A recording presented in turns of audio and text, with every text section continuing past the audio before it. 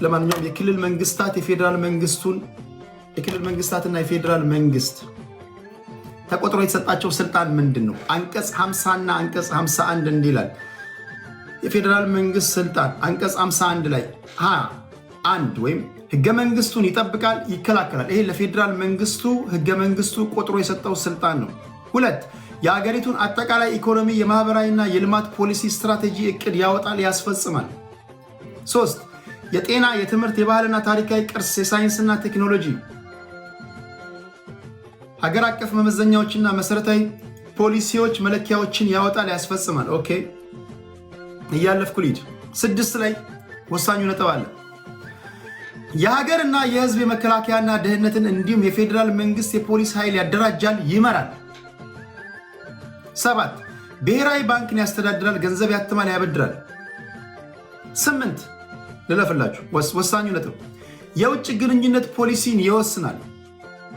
ራሳችሁ በጻፋችሁት ህገ መንግስት የፌዴራል መንግስቱ ሳይፈቅድልህ ከውጭ መንግስታት ጋር ግንኙነት አትፈጥርም።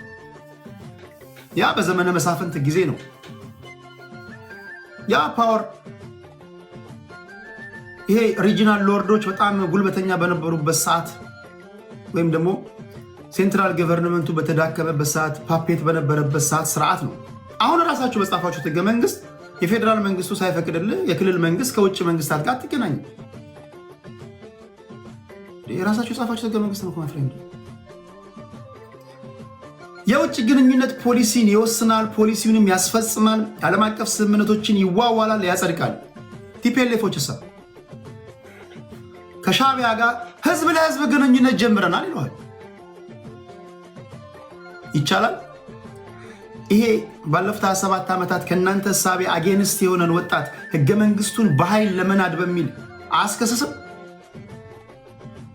ባለፉት 27 ዓመታት አንድ የክልል መንግስታት ወይ ሽፈራው ሽጉጤ ወይ አያሌው ጎበዜ ወይ ያረጋል አሸሽም ከሆነ ሀገር ውጭ ጉዳይ ጋር ወይ ከሆነ ሀገር መንግስት ጋር ግንኙነት ሲፈጽም ቢያዝ ህገ መንግስቱን በኃይል ለመናድ በሚል ተከሶ እስር ቤት ይገባል። እሺ እኚህ ናቸው።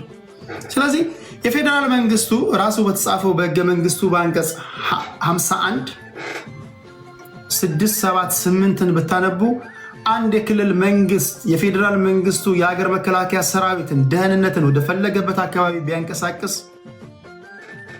የመከልከል መብት የለህም። ራስ መጻፍ መገዛት ካለብህ ህጉ እንደዛ ነው።